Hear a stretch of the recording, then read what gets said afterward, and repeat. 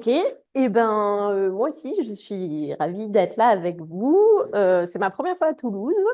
J'ai pas énormément profité aujourd'hui parce que j'avoue que la météo était pas. Enfin, j'imagine que la ville rose les avantages quand il fait beau, quoi. Et je suis arrivée très tôt, comme comme disait Alain. Mais je suis ravie d'être là. Quand on a fait nos premières réunions avec Alain et Oussam, ils me disaient un peu genre, bon, voilà, c'est un peu libre, tu parles de ce que tu veux, parle de toi, parle de tes projets. Et je leur avais dit que je trouvais que ça avait un peu ma vie, mon œuvre et que j'étais pas très à l'aise avec ça et que j'allais essayer de trouver un peu un angle, une direction en fait pour parler de ça. Mais je vais quand même commencer par vous parler un peu de ma vie, du coup, puisque vous ne me connaissez pas tous a priori. Donc, je m'appelle Julie Brunet, mais je suis plus connue, ou j'officie sous le nom de Data Citron. Je suis data designer ou data information designer, parce que j'aime bien l'idée de design d'information qui est un peu plus global que juste les données, les chiffres. Je suis indépendante, donc sous Data Citron. Je travaille principalement plutôt pour des organismes publics ou des grandes organisations, des associations. Par exemple, en ce moment, je travaille avec l'Oxfam ou j'ai pu travailler avec l'OCDE, je vais montrer un projet ou des choses comme ça. Je travaille pas mal aussi avec les médias. J'ai travaillé pour Le Monde, par exemple. Un autre projet avec Live Magazine dont je parlerai aussi. Par rapport aux médias, il se trouve que je suis aussi donc, la directrice de création de la revue Nightingale. Je ne sais pas s'il y en a qui connaissent, donc c'est la publication, la revue print enfin il y a une version sur le web aussi, gratuite d'ailleurs, de DataVis Society, donc qui est une sorte de grande association internationale avec, je sais pas, peut-être 15 000 membres, voilà, de un peu toutes les personnes autour de la DataVis. Et donc, je travaille donc aussi avec les médias, avec eux. Et je travaille aussi avec quelques marques, mais c'est un peu plus rare, j'aime un peu moins ça, mais j'ai pu travailler euh, avec Google, par exemple, ou avec Decathlon en France, ou avec Oakley, je ne sais pas si vous connaissez la marque de lunettes aux États-Unis. Voilà, donc ça c'est la partie vraiment data design qui est représentée ici. Ça c'est censé être la direction créatrice, enfin direction artistique. Je fais aussi donc tout ce qui est mise en page, illustration par exemple dans Nightingale, et je fais aussi un peu de conception, rédaction. J'en parle dans un des projets que je vais vous montrer. Et aussi j'ai une chronique, ça va faire 6 mois maintenant, une chronique mensuelle sur le site de Nightingale qui s'appelle Good Morning Data et qui est un peu la vie de tous les jours d'un data designer, un peu ses difficultés, ses projets, ses problématiques, ses moments d'exaltation. Voilà. Mais en fait, j'ai pas toujours été data designer. Avant ça, en fait, je travaillais en agence. J'étais directrice artistique dans une agence de com à Paris, où du coup, je faisais de la mise en page, que ce soit print ou web, de l'illustration.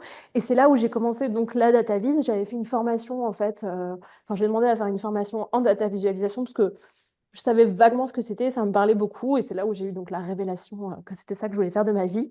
Et c'est là où, enfin, juste après cette formation, que j'ai créé en fait le compte Data Citron, donc qui était un compte Instagram à la base, parce que je trouvais que je faisais pas assez de data vis dans mon agence et j'avais envie d'en faire plus sur mon temps personnel. Voilà. Mais dans une autre vie encore antérieure à celle-là, en fait, j'étais prof. J'étais prof de français. Moi, à la base, mes études d'origine, c'est des études de lettres et de philo. Et j'ai été enseignante pendant quelques années. Et autant les gens, en fait, souvent voient assez facilement le pont entre le design graphique en général et la niche que peut être le data design, autant il est peut-être moins naturel avec l'éducation. Mais en fait, moi-même, j'ai découvert qu'il y avait énormément d'aspects de mon métier de prof que je retrouvais en fait, ou qui m'étaient utiles dans mon métier de data designer. Euh, et qu'en fait, la data visualisation, on pouvait la comprendre comme un effort pédagogique, mais visuel en fait, et qu'on est toujours en train d'expliquer quelque chose à des gens. Et c'est ça qui m'intéressait du coup comme sujet. Et du coup, en fait, le pont, il n'est pas si grand que ça. Et j'ai l'impression d'être passée de l'enseignement de la littérature à l'enseignement de la data literacy, mais qu'en fait, les mécanismes d'apprentissage et de comment on fait comprendre sont un peu les mêmes. Et du coup, c'est ça le sujet dont j'aimerais parler aujourd'hui, en l'illustrant donc avec différents projets que j'ai faits. C'est comment est-ce qu'on rend des sujets compliqués ou pas, mais des sujets peut-être spécialisés, accessibles à des publics non spécialistes, voire carrément réfractaires, grâce à la data visualisation. Et du coup, j'en parle à travers différents projets où j'essaie de prendre des choses un petit peu différentes. Non pas parce que c'est du tout les meilleurs exemples, mais c'est ceux dont je peux parler le mieux. Et c'est ceux dont je peux montrer le plus les coulisses, parce que souvent, c'est quand même ce qui nous intéresse le plus. Donc voilà. Et je sais que c'est censé être une présentation, mais si jamais vous voulez interrompre et poser des questions sur un projet en particulier, moi, ça ne me dérange pas. Ou pas, d'ailleurs. Non. Ah, pardon, désolé. Autant pour moi. Donc non, tout le monde se tait, c'est moi qui parle. Donc, le premier projet, j'ai essayé aussi de leur donner un peu une direction, de les traiter tous comme une illustration de quelque chose qui permet justement voilà, de rendre plus accessible ou d'inclure le plus possible des publics non spécialistes. Euh, dans la data vise à comprendre de nouvelles choses. Donc, le premier projet où je trouve la première chose à faire quand on parle à des non-spécialistes, c'est de reprendre tout depuis le début. Parce qu'en fait, souvent, le client qui vient vous voir, c'est la personne qui, elle, est très au fait, en fait, de son sujet. Moi, je travaille beaucoup avec des chercheurs, par exemple, qui ont vraiment un recul focal très faible. Ils sont dans leur sujet et ils ont beaucoup de mal à comprendre ce que leur public comprend, ne comprend pas. Et c'est vraiment important, je trouve, de faire ce pas arrière et de repenser en fait complètement les choses. Et donc, un exemple que je trouvais intéressant de voir, donc c'était quelque chose que j'ai dû faire avec l'OCDE et aussi avec une agence qui s'appelle We Do Data, que vous connaissez peut-être. Et donc, ça, c'était, la demande du client, il y avait plusieurs choses, mais c'est un grand rapport qui s'appelle Waste to Leakage, donc qui traite en fait de la mauvaise gestion du plastique dans l'économie mondiale et comment en fait, de la production de plastique, on va aller à des choses qui sont euh, waste, dans le sens des déchets qui vont être gérés ou mal gérés. Et s'ils sont mal gérés, dans ce cas, on parle de leakage parce que ça va venir en fait fuiter dans l'environnement. Et ils voulaient en fait un premier graphe qui soit leur graphe waouh, qui soit sur une double de page, le premier. Et en fait, ils donnaient ça. Donc on était là, ah oui, bon, bah, c'est pas vraiment waouh, quoi. Et donc l'idée, c'était de retravailler ce graphe-là. Et dans l'itération finale, on était sur quelque chose comme ça, qui était quand même un tout petit peu plus parlant et qui, je pense, peut quand même être compris d'un public extérieur au sujet. Et du coup, l'idée là, c'était vraiment en fait de s'éloigner complètement de ce qu'ils avaient fait et de le reprendre complètement dans une toute autre forme de visualisation. Et après, je vous ai montré les étapes parce que justement, je trouvais que c'était ça qui était intéressant, c'était de vous montrer les dernières choses. Comment on passait de l'un à l'autre. Donc, pour rappel, ça, c'est notre petit plat de spaghetti.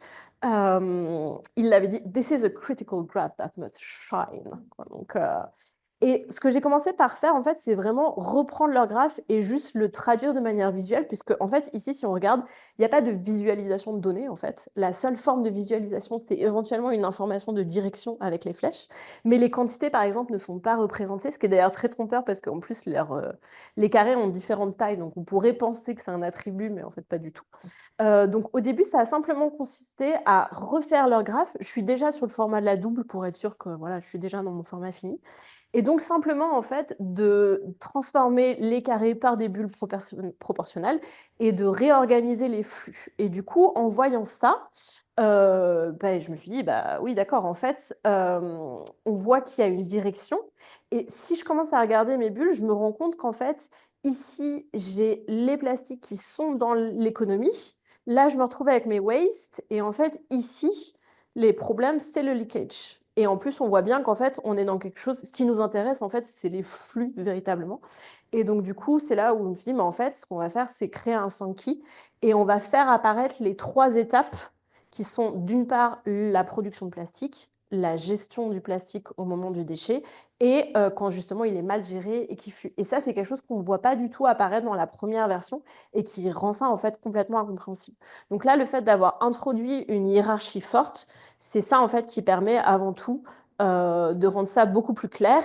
Et ensuite, on a en effet une idée des volumes qui sont passés. Et là, on voit aussi qu'il y a une petite différence de statut entre les stocks accumulés, parce que là, on est sur une année, ça doit être l'année 2021, je pense, Là, en fait, on est sur un instantané d'une année, mais on a aussi des stocks qui sont accumulés, qui ressortent pas assez. Donc c'est pour ça que dans la dernière version, qui est en fait ça, un peu la dernière itération avant de passer au design, on a vraiment nos 3 moments, nos flux en fait qui communiquent ou pas et nos stocks accumulés qui donc incluent ce qu'on a dans l'année, mais aussi ce qui a été cumulé depuis les années précédentes, qui sont distingués comme ça. Et je pense que du coup, c'est là où on arrive à créer véritablement un système qui, on peut en plus assez isoler, faire des petits zooms, des dézooms, montrer un système dans son entièreté ou au contraire isoler des éléments et où on arrive bien à comprendre en fait visuellement, même si on est assez extérieur à la donnée, qu'on a des choses qui circulent, des choses qui communiquent et des choses qui s'accumulent et des choses qui du coup se retrouvent là où il ne faut pas qu'elles se retrouvent en fait. L'idée suivante, mais qu'on retrouvait déjà un peu sur le premier, c'est de tout miser sur la couleur. Je pense que ça reste quand même l'attribut le plus immédiat, alors quand on perçoit bien les couleurs du coup, heu, voilà, il y avait eu des petits soucis là-dessus, mais qui permet en fait une compréhension immédiate de l'information. Et évidemment, il y a pas mal de projets, que j'aurais pu montrer parce que a priori, on utilise toujours quand même la couleur de manière intelligente dans la data visualisation. Mais j'ai montré ce projet, donc qui est un projet qui date de 2021, où j'avais travaillé avec donc Live Magazine, qui organisait pour l'UNESCO une journée qui est en fait la journée de la liberté de la presse, qui a été instituée par l'UNESCO après les attentats de Charlie Hebdo. Et donc du coup, en fait, c'était un événement sur plusieurs jours où ils abordent à chaque fois une thématique journalistique. Là, c'était la place des femmes dans les médias, que ce soit comme sujet ou que ce soit comme actrice dans les newsrooms du monde. Et en fait, l'idée, c'était qu'en toute introduction de cette espèce d'événement qui est sur 2 jours, il y ait une petite vidéo en motion avec des données qui soient présentées. Alors, je vous ai mis la vidéo, je ne vous ai pas tout mis parce qu'elle est assez longue. Et il y avait un orchestre qui jouait Vibe en même temps voilà, que la petite vidéo. Euh, et là, pour le coup, pour ce projet, j'avais vraiment tout fait parce qu'il devait y avoir une data journaliste, mais en fait, elle a disparu 2 jours avant le début du projet. Donc, il a bien fallu que quelqu'un s'y mette. Euh, et donc, du coup, c'était voilà, une petite vidéo qui devait faire peut-être 4 ou 5 minutes, je dirais, et qui était censée faire un aperçu entier du sujet en DataVis. Bon, j'avais juste 2 secondes pour voir un peu le principe.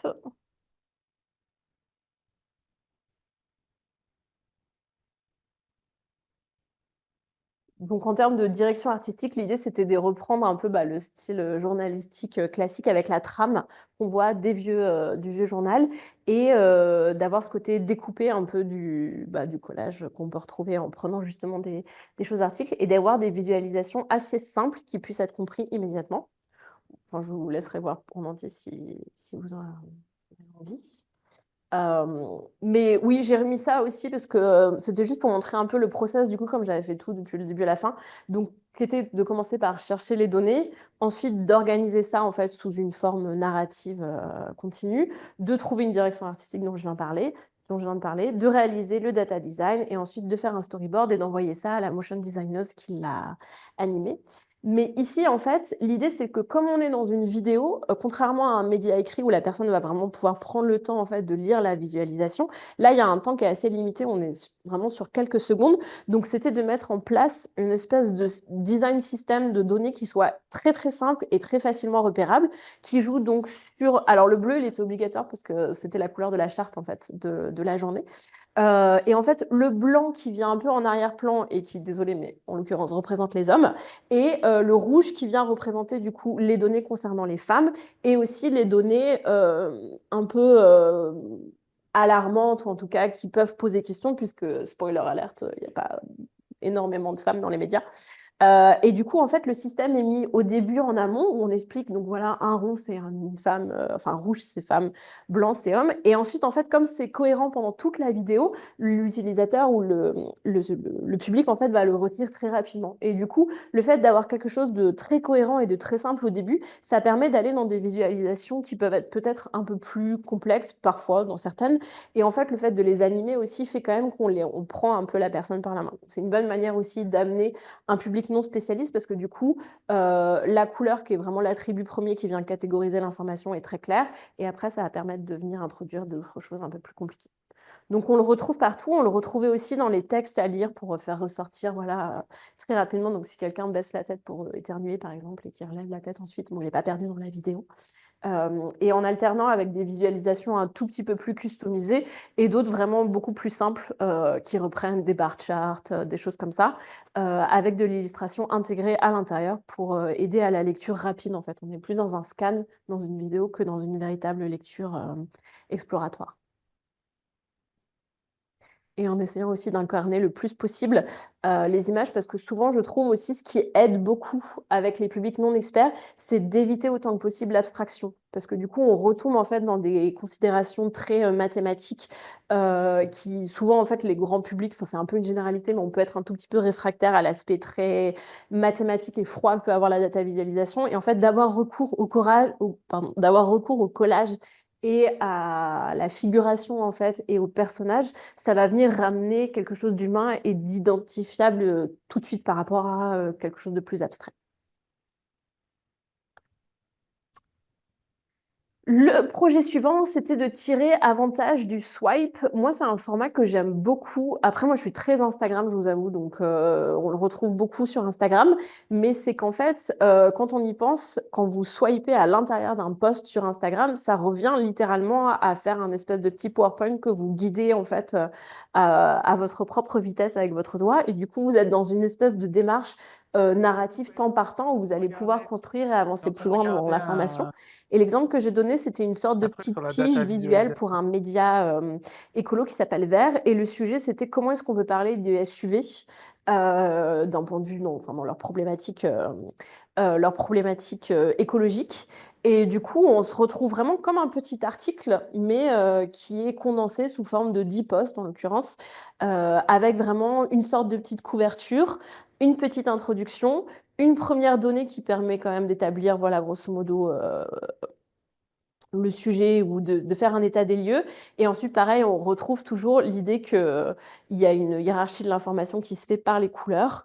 Moi, j'aime pas trop la couleur utilisée de manière pour définir les catégories. Je trouve qu'en fait, on en a rarement besoin et qu'elle marche mieux quand on l'utilise comme une information de type hiérarchique.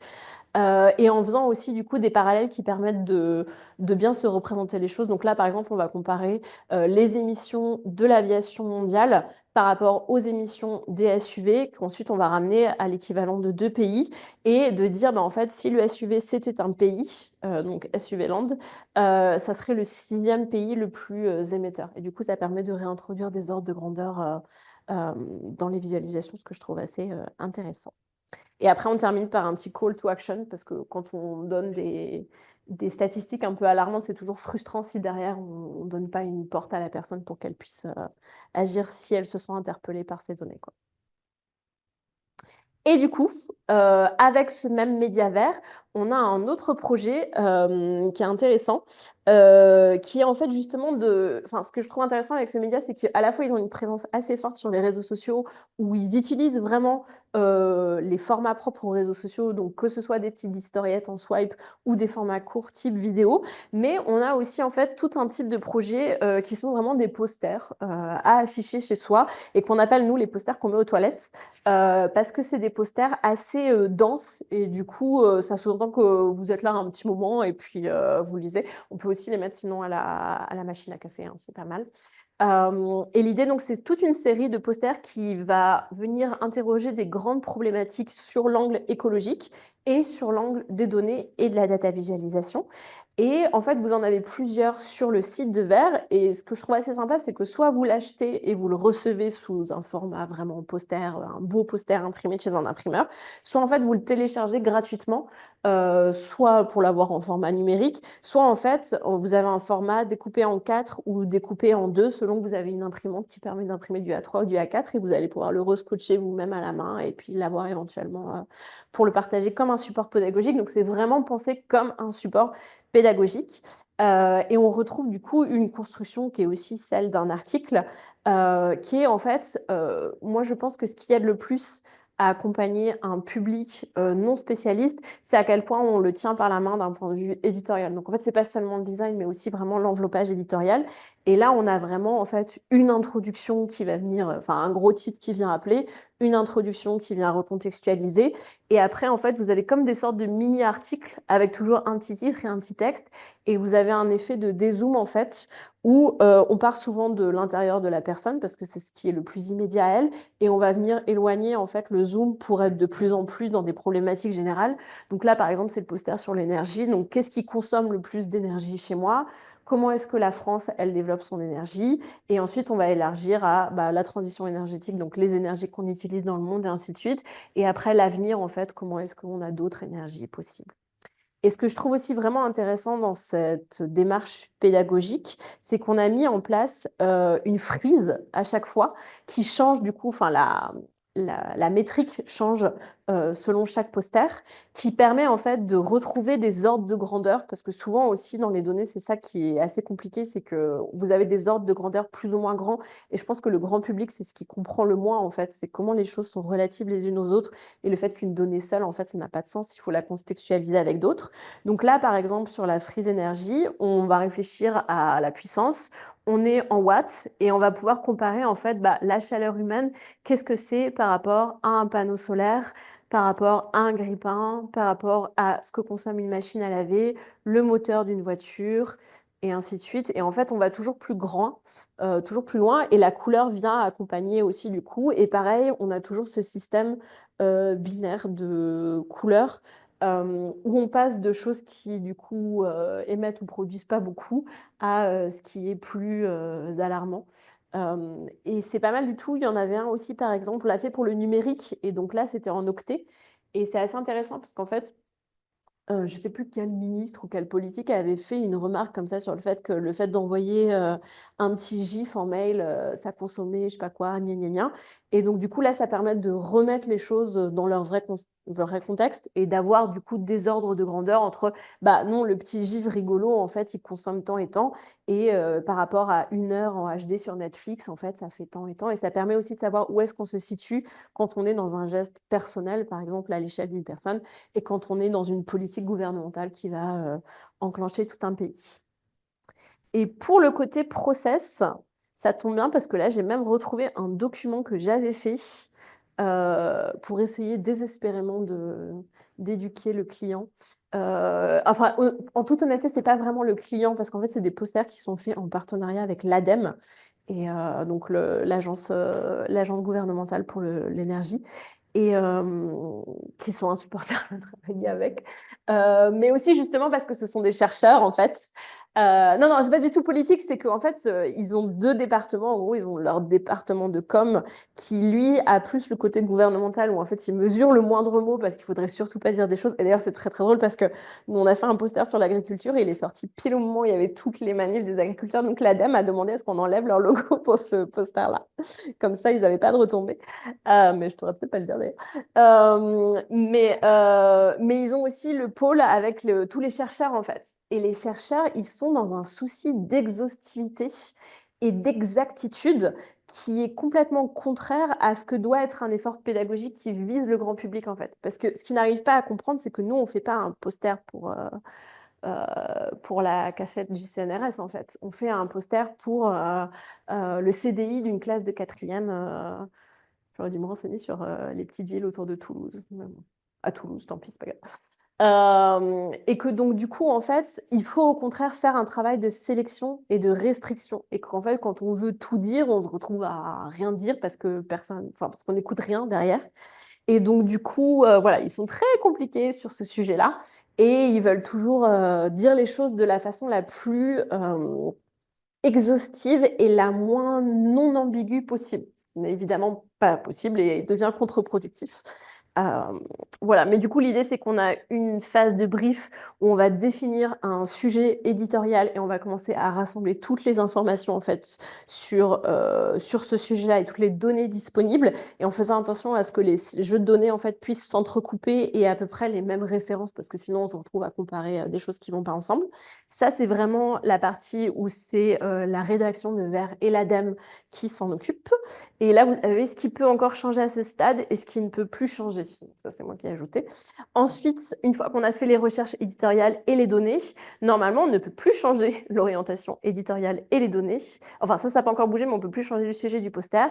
Et moi, j'interviens à partir de là. Donc, je commence par faire un wireframe, comme pour un site, qui est donc une espèce de structure grossière de l'organisation du poster, des premiers types de visualisation, et qui permet du coup de faire un premier round de correction. Donc là, par exemple, vous voyez qu'il y a des choses qu'on a dégagées, il y avait d'autres formes de visualisation que j'avais proposées, mais qui ne leur allaient pas.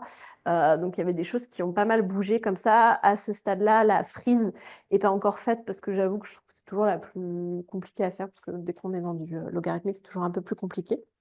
Une fois qu'on a fait le wireframe, normalement tout ça ne change plus, et ensuite on arrive donc à l'habillage graphique et au texte.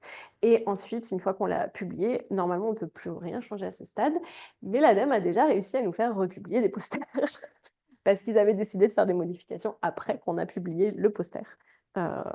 Donc voilà, d'habitude, c'est ça qui est bien avec le print, c'est qu'une fois que vous l'avez envoyé chez l'imprimeur, vous ne pouvez plus y toucher. Donc normalement, c'est fini, vous pouvez vous en laver les mains, mais apparemment non. Alors que sur le web, il y a ce côté où on continue sans cesse à actualiser. Mais voilà.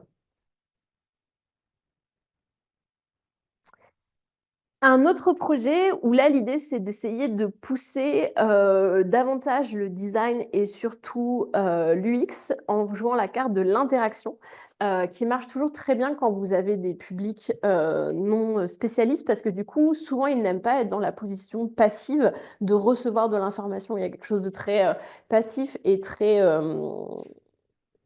oui, verticale qui peut des fois gêner ces publics-là. Et du coup, par exemple, c'était pour un client, mais alors ça remonte vraiment, hein, parce que ça, c'était quand j'étais dans mon agence justement et que je ne faisais pas encore énormément de data visualisation. C'était un des premiers gros projets de data vis qu'on m'avait confié, qui était de repenser ce circuit de l'argent qui apparaissait dans un bilan. Et du coup, comme c'était la première fois, moi, j'ai dit, waouh. Mais du coup, ça, c'est ce qu'on m'avait donné. Et forcément, j'étais atterrée, puisque ça, c'est pas, encore une fois, c'est pas de la visualisation d'information, puisqu'il y a de l'information, mais elle n'est pas visualisée. En fait, on ne fait que la lire et on a juste vaguement une idée de direction. Et donc, l'idée, c'était. Et puis, alors, j'adore le petit tableur où on a les chiffres en petit. Donc, voilà. Et donc, l'idée, c'était de repenser complètement ça. Et donc, ce que je leur avais proposé, c'est de faire un module en ligne interactif.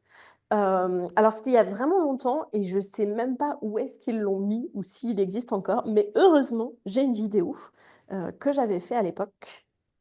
Donc, l'idée, c'est que vous arriviez en fait sur la visualisation et vous aviez votre graphe que vous voyez momentanément comme un graphe classique, mais comme si vous étiez en haut en fait.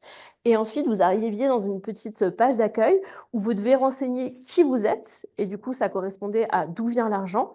Et vous voulez savoir quel est l'impact que votre argent va avoir sur un milieu en particulier ou une communauté. Et ça, c'est où va l'argent. Donc, vous sélectionnez les deux.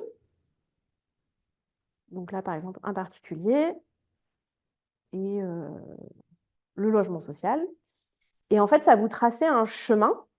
Et c'était comme Google Maps, vous avanciez en fait sur ce chemin. En haut, vous avez votre petite map qui permet de vous visualiser sur le Sankey. Et vous aviez des points en fait d'interactivité. Vous pouvez vous arrêter et puis vous avez des différents contenus en fait qui apparaissaient et ainsi de suite. Et après, vous continuez votre petite promenade où vous suivez du coup un flux d'argent et vous voyez en fait comment est-ce qu'il va être utilisé, redistribué, et ainsi de suite par la banque. Et après, vous arrivez sur le point final et vous aviez des témoignages de personnes qui avaient eu accès à ces choses-là et ainsi de suite. Et quand vous aviez fini, vous pouviez revenir au début et puis refaire un petit peu Mumuse comme ça avec le module, quoi. Et du coup, là, forcément, la personne, elle explore. On est vraiment dans quelque chose d'exploratoire et d'un peu ludique qui fait que la donnée financière, bancaire, voilà, est tout de suite beaucoup plus, et en fait, est incarnée. Et c'était un peu la politique que voulait avoir le Crédit Coop, qui est censé être une banque avec des engagements, en fait. C'est une banque avec voilà, des choses d'investir qu'en France, par exemple, dans des projets sociaux et ainsi de suite et ainsi de suite. Et du coup, on retrouve encore le Sankey, je ne sais pas si vous avez vu, je suis un peu une fan.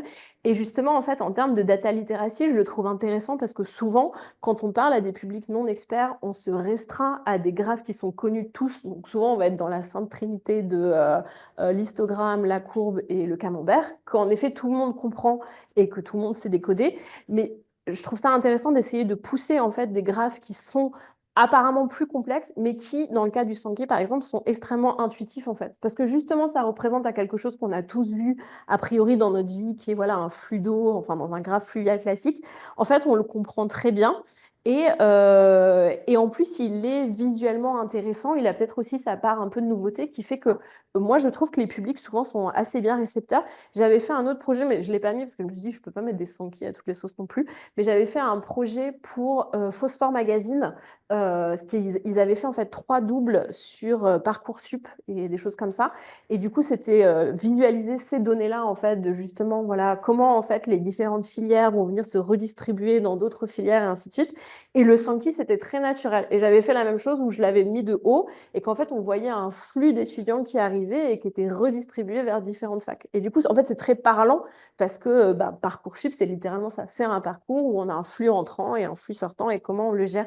Et du coup, le fait d'avoir une métaphore visuelle et de design graphique et de data vis qui correspondent à la réalité fait que c'est très facilement compréhensible, même pour un public qui n'a jamais, qui ne sait même pas ce qu'est un Sankey, en fait, qui n'a aucune idée et qui s'en fout probablement, mais qui le comprend très bien parce qu'il a déjà pris une autoroute avec des embranchements dans sa vie. Une autre façon aussi, je trouve, de promouvoir la data literacy, parce que je pense que quand on essaye justement de parler à des publics non experts, c'est aussi qu'on a a priori cette volonté en fait de rendre l'acculturation à la donnée la plus populaire possible. C'est du coup d'être présent dans les lieux où on n'attend pas forcément de la data visualisation, et type les réseaux sociaux, et peut-être d'en faire un usage aussi détourné. Et ça, c'est un projet que je fais tous les ans depuis enfin là, ça va faire la 3e année, qui est de faire un calendrier de l'Avent sous forme de graphe. Donc en fait, c'est une petite devinette par jour que je publie sur mes réseaux sociaux. Et la première année, en fait, c'était films et livres. La 2e année, c'est les séries. Et cette année, spoiler alert, c'est les groupes de musique. Et en fait, l'idée, c'est que dans ce graphe se cache, donc en l'occurrence, le titre d'une série. Et donc, du coup, en fait, ça joue vraiment sur la pop culture, sur l'espèce de, voilà, de petits jeux, parce que du coup, c'est très mignon, parce que, en fait, j'ai vraiment des... Par exemple, enfin, bon, en l'occurrence, c'est pas des noms spécialistes, parce que je sais pas si vous connaissez Andy Kirk, qui est un data designer en Angleterre, et Francis Gagnon, qui est le président, le directeur de chez Voilà, qui est un peu l'équivalent canadien de We Do Data en France. Et en fait, ils se font une espèce de guéguerre qui trouvera le premier la réponse à la devinette, quoi. Et après, j'essaye d'utiliser différents graphes.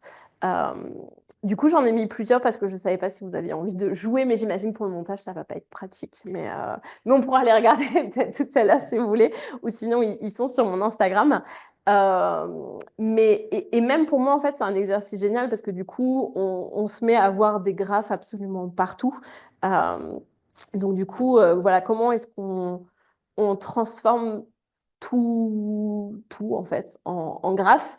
Et justement, d'ailleurs, en parlant de public non expert, enfin, je sais pas si c'est des choses qui vous arrivent aussi, mais moi, j'ai beaucoup de gens, par exemple mes parents, des choses comme ça, qui n'arrivent pas avec data visualisation, ils disent tout data vision. Et ça me fait rire parce que c'est comme si je voyais les choses, comme si c'était mon super pouvoir de voir les choses en data vis, quoi. Et du coup, là, oui, c'est un peu de la data vision parce que du coup, tout devient en fait, tout devient un graphe en fait. Et du coup, voilà, c'est assez rigolo. Mais au-delà de ça, voilà, je pense que c'est une manière en fait de faire de la data literacy de manière très ludique et d'amener en fait des graphes là, on les attend pas. Donc, par exemple, dans la culture, enfin, culture populaire, vous voyez ce que je veux dire, mais dans les séries, les films, les choses comme ça, et ainsi de suite. Du coup, on retrouve cette idée que pour moi, je trouve ça bizarre, mais la data literacy, ça passe par le fait de mettre de la data vise à toutes les sauces en fait, et de s'emparer de sujets dont on sait en fait qui sont communément appréciés de personnes qui n'aimeraient pas forcément la data vise, et de venir les retrouver là-dessus. Parce que faire de la data vise avec des données bancaires, forcément, c'est pas trop difficile, mais voilà, faire de la data vise avec des films ou des séries, c'est beaucoup plus drôle. Et là, par exemple, j'aurais pu donner d'autres projets. Et en fait, rétrospectivement, je me suis dit, je suis bête, j'aurais dû faire un autre projet à la place que celui-là, mais c'est pas grave. C'était au moment des JO. donc les JO de Tokyo, donc qui sont censés être en 2020, mais qui étaient en 2021 à cause du Covid. Et du coup, on avait fait avec une amie qui fait partie donc, du collectif que j'ai fondé avec d'autres data designers qui s'appelle les Data Suffragettes, où l'idée, c'est justement de promouvoir, alors ça tourne évidemment autour des femmes, mais l'idée, c'est aussi de promouvoir justement la data vis de manière générale, et du coup de s'emparer en fait de l'engouement pour les JO et venir l'introduire avec de la data visualisation, ce qui n'est pas trop difficile puisque dans le sport, on a quand même beaucoup de données. Donc là, en l'occurrence, en fait, c'est un poster qui rassemble toutes les médailles d'or qui ont été gagnées par des femmes en individuel. Et après, vous avez donc un petit système d'encodage où on vous dit donc est-ce que c'est un nouveau record, de quel pays, comment elle s'appelle, quel âge elle a, à quelle heure, en quelle année, pardon, le sport a-t-il été introduit pour les femmes. Et après, vous avez le sport et la sous-catégorie. Est-ce que c'était sa première fois aux Jeux Olympiques et la catégorie de ce sport. Et après, ça permet en fait de faire des data portraits qui peuvent être repartagés, ainsi de suite, et qui sont là pour du coup honorer ces athlètes particulièrement impressionnantes. Et pareil, dans l'optique de partager le plus possible les coulisses, pour une autre présentation, j'avais créé ce petit fil où j'avais montré du coup vraiment le début du projet jusqu'à la fin. Donc ça commence par des échanges sur Slack avec Yvette, que peut-être certains d'entre vous connaissent, Yvette Kovacs, qui est très connue parce que c'est une espèce de papesse de tableau. Et donc voilà, elle est très connue dans la communauté tableau. Et donc du coup, où elle dit que voilà, c'est le premier en fait, à l'époque, c'était le premier JO qui s'approchait le plus de la parité. Et donc voilà, il fallait qu'on fasse un projet, et que, du coup ça marchait bien, que c'était un projet d'actualité qui serait repartagé, ainsi de suite. Et donc, du coup, en fait, vous voyez, l'écran est partagé entre les choses que Yvette fait et les choses que moi je fais, puisque c'est une collaboration. Donc, du coup, toute la partie design, c'est plutôt moi qui la prends en charge, avec du coup, rechercher les inspirations, parce qu'on avait dit qu'on voulait s'inspirer du design japonais. Et elle, pendant ce temps, en fait, c'est elle qui s'occupe de la partie scrapping, collecte des données, et ainsi de suite. On a un spreadsheet partagé. Là, on se rend compte qu'en fait, parce que nous, au début, on voulait faire toutes les femmes. Donc, évidemment, on s'est rendu compte que ça allait faire beaucoup pour un poster. Et donc, du coup, on avait restreint aux médailles d'or et aux médailles gagnées en individuel et pas en collective. Les premiers tests graphiques, les premiers tests d'organisation pour voir comment est-ce que ça marcherait en poster.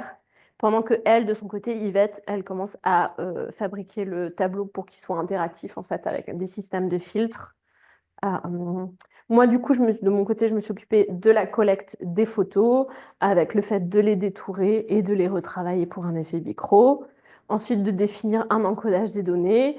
Et après, comme tout est fait manuellement, parce que moi, j'avoue que je ne code pas du tout, du coup, d'encoder manuellement à partir du spreadsheet, voilà, de placer en fait à chaque fois la bonne personne, son nom, la bonne petite forme derrière, et ainsi de suite. Créer la légende, qui est toujours le grand moment. Et ça, typiquement, je trouve que, enfin, je pense qu'on le sait de plus en plus, mais quand on s'adresse à des publics non spécialistes, il faut faire un effort encore plus grand, évidemment, sur la légende, puisque l'encodage, il ne va pas du tout de soi. Donc, c'est important qu'il y ait un moment de décodage qui est vraiment formulé. Et moi, j'aime bien la manière dont les Anglais le disent, parce que nous, en français, on dit légende.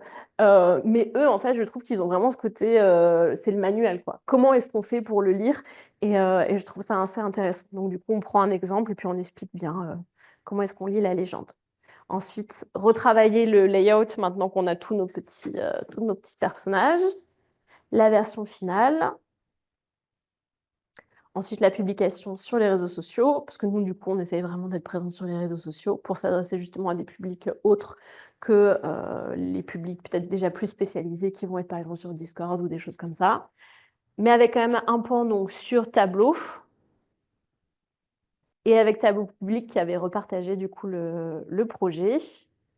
Et après, du coup, on avait été invité par l'INSEP. Je ne sais pas si vous connaissez l'INSEP, mais qui est l'Institut du coup du sport et de la performance, enfin l'Institut national du sport et de la performance, qui gère en fait, enfin qui entraîne vraiment ces médaillés qu'on avait représentés du coup sur notre poster. Et c'est pour ça que j'avais fait cette petite présentation. Et l'autre projet que je voulais vous montrer, c'était un autre projet justement que j'avais fait pour l'INSEP cet été au moment des Jeux paralympiques, où c'était justement de travailler avec des chercheurs sur des données qu'ils avaient récoltées sur leurs para-athlètes et de faire en fait des posters pour le village France, c'est comme ça qu'il s'appelait, je crois. Je n'ai pas très bien suivi les JO, comme vous pouvez le voir. Mais pour partager avec le grand public, justement, qui ne s'y connaît pas forcément en para-athlétisme et en para-jeu, en fait, qui est très particulier. L'autre public qui est toujours intéressant, qui est vraiment le public non spécialiste par excellence, c'est les enfants. Et ça, je trouve ça assez merveilleux. Typiquement, faire des interventions au collège, je trouve ça assez génial parce que le plus tôt, en fait, on prend et on éduque les personnes sur des questions de data literacy. Et plus, évidemment, en fait, on va transformer nos publics non spécialistes en public spécialiste, en fait, qui est quand même le in fine. Et donc, du coup, je voulais partager ce projet qui était vraiment génial, qui était un projet pour Nightingale où en fait, donc Nightingale, c'est une publication qui s'adresse justement à des spécialistes et à des intéressés, mais il y a une section qui s'appelle le Kids Table et qui du coup vise les enfants, les pauvres enfants de ces spécialistes de database qui du coup vont venir embêter leurs enfants à un très jeune âge avec ça. Et du coup, on avait, donc je ne l'ai pas ramené parce que je ne l'ai pas retrouvé dans mon déménagement. Enfin, je sais qu'il est là, mais je ne sais juste pas où. Mais donc ça, c'est le dernier numéro et ça, c'était l'avant-dernier numéro. Et en fait, pour le Kids Table, on avait créé un jeu de plateau incluant de la data visualisation, de la data et de la gestion de données pour les enfants. Et si ça vous intéresse, il est toujours en vente. Et sinon, lui, en fait, il est accessible en ligne. Vous pouvez le télécharger, l'imprimer et le reconstruire pour vos enfants. Par contre, oui, c'est vrai, c'est en anglais. Tout est en anglais. Et donc, du coup, c'est un jeu collaboratif où, en gros, vous êtes un scientifique, pardon, qui se retrouve sur une île où il y a des espèces de créatures magiques et vous allez justement collecter des données sur ces créatures pour venir créer, voilà, enfin, vous êtes un scientifique en gros qui découvrait et qui devait documenter de nouvelles choses. Et donc, c'était dans le magazine, vous découpez toutes les petites pièces, vous avez vos petits scientifiques et vous avez les créatures. Et après, en fait, à la fin du magazine, vous dérouliez et vous aviez le jeu de base, le jeu de plateau, et vous avez justement donc la base de recherche qui s'appelle database. Voilà. Et vous avez vos différentes régions que vous allez explorer.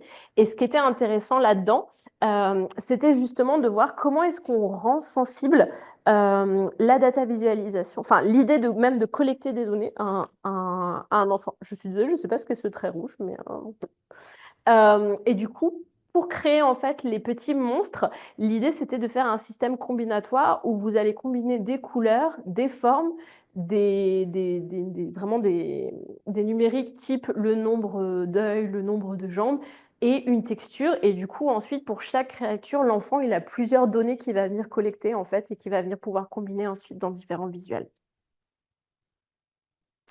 Et enfin, le dernier projet que j'aimerais vous partager, j'avoue que j'ai aucune idée de l'heure qu'il est, mais voilà. Qui consiste à voir les choses en grand et qui est un peu, je pense, le rêve ultime quand on veut s'adresser à un public non spécialiste, c'est de ne pas lui laisser le choix et de venir en fait envahir son espace et donc venir envahir l'espace urbain en incluant de la data visualisation dans les rues. Alors là, c'était pas vraiment dans les rues, dans la ville, parce que c'était quand même dans un lieu, mais c'était un institut d'urbanisme. Et donc du coup, alors est-ce que la vidéo va jouer? Je ne sais pas. Nope, pardon, désolée. Ah voilà. Donc, c'était une installation que j'avais créée donc, pour l'IPR, l'Institut Paris Région, qui est un institut d'urbanisme de la région Île-de-France, qui faisait en fait une exposition sur la cartographie en particulier et qui voulait en fait, dans cette exposition qui était en libre accès, avoir une installation qui était créée à partir de leurs propres données.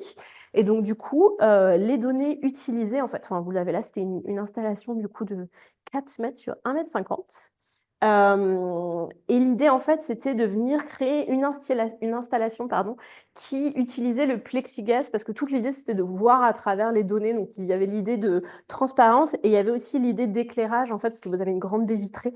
Donc, aussi comment les données viennent éclairer voilà, notre perception et la renseigner notre perception de la ville et du monde. Et du coup, en fait, l'idée, c'était de partir des données de l'IPR qui organise en fait tous les ans un baromètre des franciliens où ils font un grand sondage où ils vont venir interroger la population chaque année sur différentes thématiques. Et là, du coup, la thématique que moi j'ai choisie, c'était celle de la santé.